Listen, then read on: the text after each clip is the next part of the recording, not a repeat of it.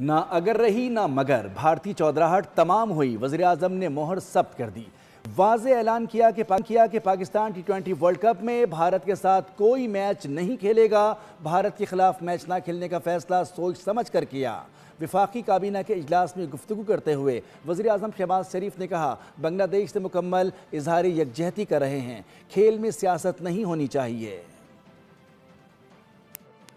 جو ہے اس حوالے سے ہم نے بڑا واضح سٹینڈ لیا ہے، جو میچ ہے وہ ہم نہیں کھیلیں گے، کیونکہ پاکستان نے کہا کہ یہ کھیل کا میدان ہے، یہ سیاست نہیں ہے۔ کھیل کے میدان میں سیاست بالکل نہیں ہونی چاہیے۔ ہم نے ایک بڑا سوچ سمجھ کے ہم نے سٹینڈ لیا ہے، اور اس حوالے سے ہمیں بنگلہ دیش کے ساتھ پوری طرح کھڑے ہونا چاہیے انشاءاللہ، اور یہ بہت میں سمجھتا ہوں کہ مناسب فیصلہ ہے۔ پاکستان کے بھارت کے ساتھ کھیلنے سے